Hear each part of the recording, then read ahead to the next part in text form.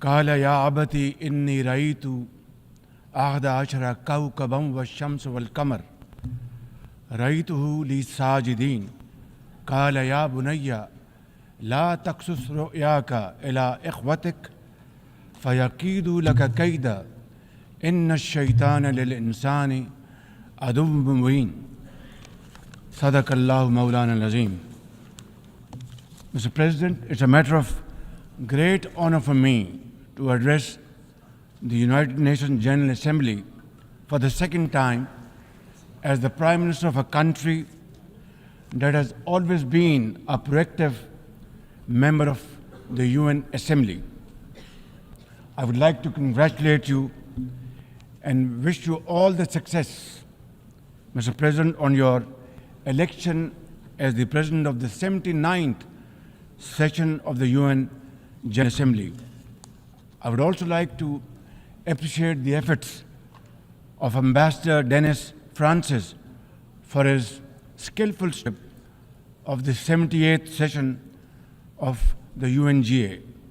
Mr. President, the father of our nation, Quaid-e-Azam Muhammad Ali Jinnah, declared in 1947 that we stand by the United Nations Charter and make our full contribution to peace and prosperity of the world. Pakistan has stood by this commitment unwaveringly. Today, we are facing most daunting challenges to the world order. Israel's genocidal war in Gaza, a dangerous conflict in Ukraine, destructive conflicts across Africa and Asia, rising geopolitical tensions, resurging terrorism, galloping poverty, stifling debt, and the mounting impact of climate change, we feel the chill of a new world order. In response to these challenges, our Secretary General Antonio Guterres called for the Summit of the Future. It led to the adoption of the 54 actions on development, peace and security, technology and global governance in the Pact of the Future. Mr. President, today I stand before you to express the searing pain and anguish of the people of Pakistan at the plight of the people of Gaza. Our heart bleeds as we witness the tragedy unfolding in the Holy Land, a tragedy that shakes the very conscience of humanity and the foundation of this institution. Mr. President, can we, as human beings, remain silent while children lie buried under the rubble of their shattered homes? Can we turn a blind eye to mothers cradling the lifeless bodies of the children? This is not just a conflict, this is systematic slaughter of innocent people of Palestine.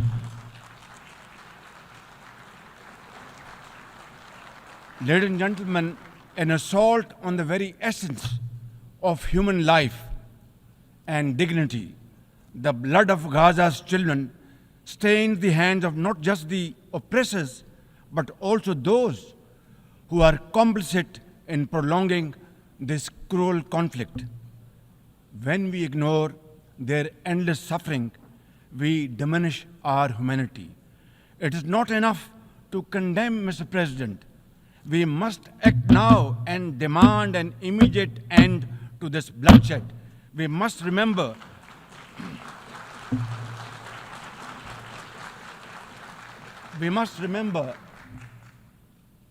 that the blood and sacrifice of the innocent Palestinians will never go waste. We must worry about their plight and difficulties and stand by them. We must work for a durable peace through the two-state nation. We must seek a viable, secure, contiguous and sovereign state of Palestine based on the pre-1967 borders with Al-Quds al-Sharif as its eternal capital and to advance the goals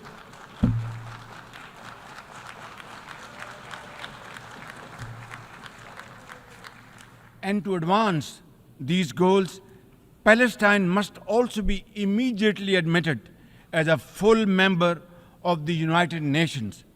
Mr. President, in a span of a few days, Israel's unrelenting bombing of Lebanon has killed over 500 people, including women and even small children. The failure to implement UN resolutions has emboldened Israel. It threatened to drag the entire Middle East into a war whose consequences could be very grave and beyond imagination.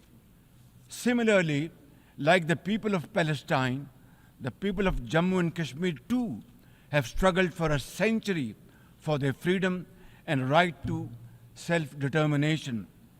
Instead of moving towards peace, India has resiled from its commitments to implement the Security Council resolutions on Jammu and Kashmir. These resolutions mandate a plebiscite to enable the people of Jammu and Kashmir to exercise their fundamental right to self-determination.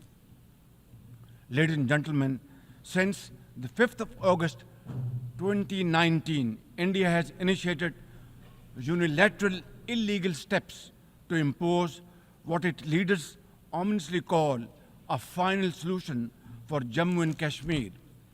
Day in and day out, 900,000 Indian troops terrorize the people of occupied Jammu and Kashmir with draconian measures including prolonged curfews, extrajudicial killings, and the abduction of thousands of young Kashmiris.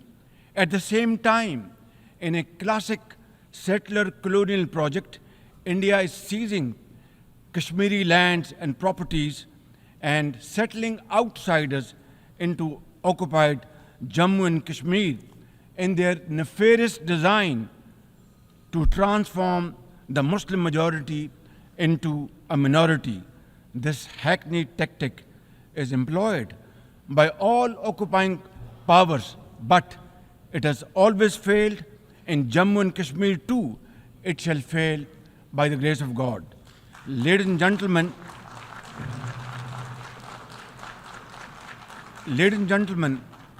the Kashmiri people are resolute in rejection of the false Indian identity. The New Delhi seeks to impose upon them very, very severe conditions, and atrocities are being committed every hour. India's policy of brutal coercion and oppression in occupied Kashmir has ensured that Burhan Wani's legacy continues to inspire the struggle and sacrifices of millions of Kashmiris.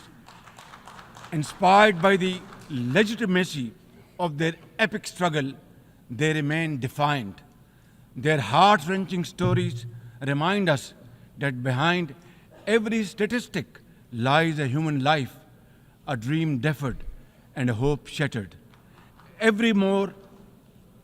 Even more worryingly, it is engaged in massive expansion of its military capabilities, which are essentially deployed against Pakistan.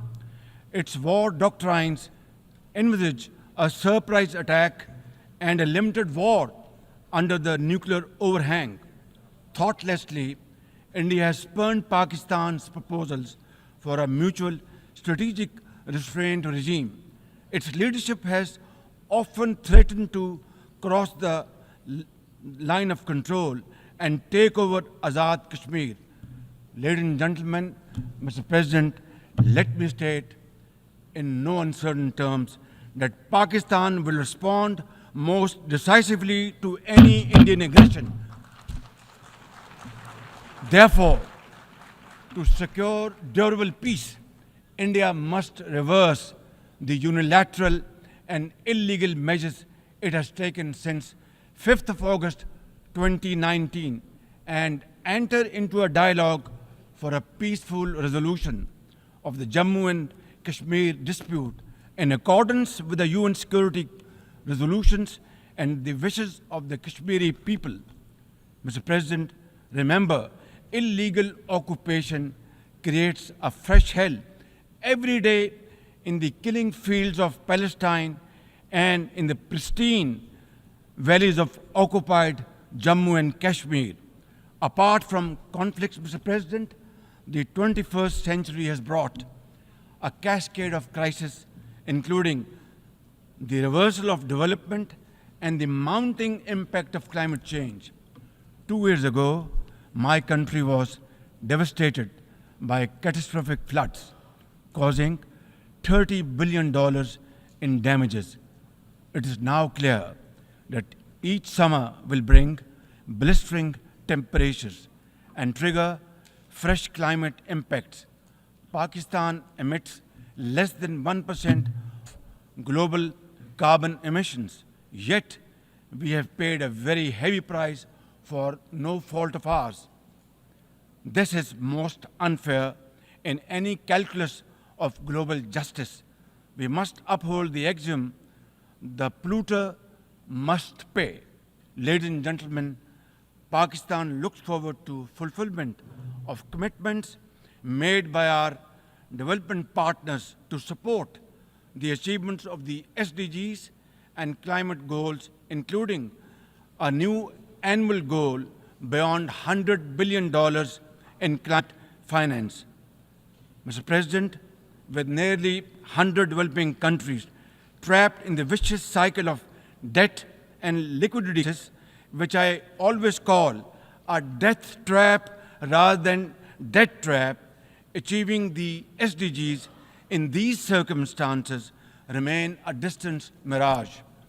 The international financial architecture, which the Secretary General has described as morally bankrupt, and the world trade and technology regimes must be reformed and aligned to promote development and global equity. Mr. President, since assuming office in March this year, the progress and prosperity of my 240 million people has been my singular focus. We have taken some very difficult but necessary decisions that have rescued our economy from collapse, restored macroeconomic stability, controlled fiscal deficits, and strengthened our reserves. As a result, inflation has come down to a single digit by the grace of God, and the prospects for economic growth has revived. I would like to explain this challenge and the way we are negotiating, Mr. President,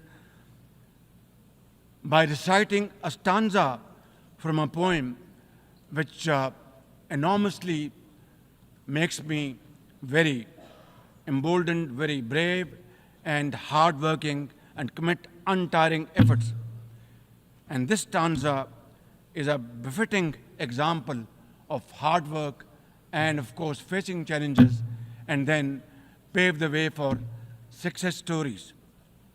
And stanza is, when things go wrong, as they sometimes will, when things go wrong, as they sometimes will, when the road you are trudging is all uphill, when things go wrong, as they sometimes will, when the road you are trudging seems all uphill, when the credits are low and debts are high, when the credits are low and debts are high, when you want to smile but you have to sigh, when you want to smile you have to sigh, when care, read health, when care is pressing you down a bit, when care or health is pressing you down a bit, rest if you must, but don't you quit.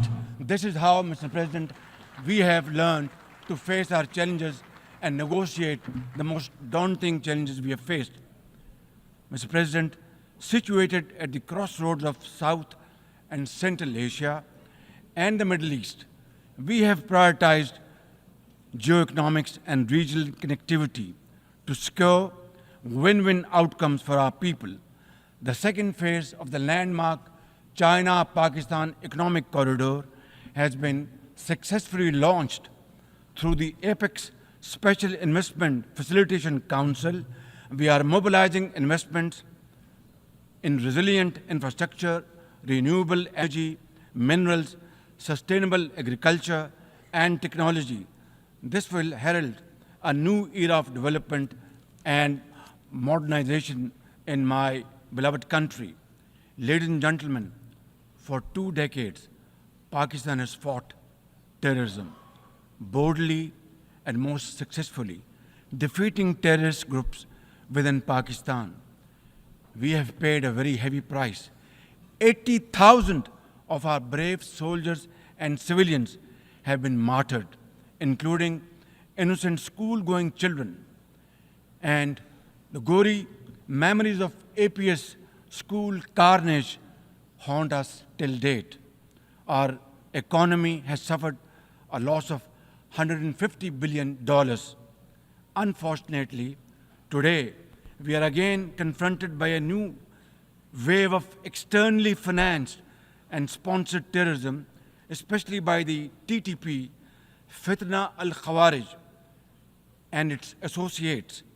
Ladies and gentlemen, make no mistake, inshallah, by the grace of God, we are determined to eliminate this threat as well through our comprehensive national effort by the name of Azm-e-Istehkam, meaning resolve to promote peace and stability.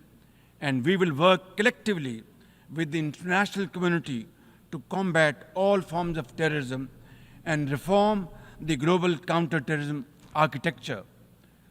Mr. President, Pakistan seeks the earliest possible normalization of the situation in Afghanistan.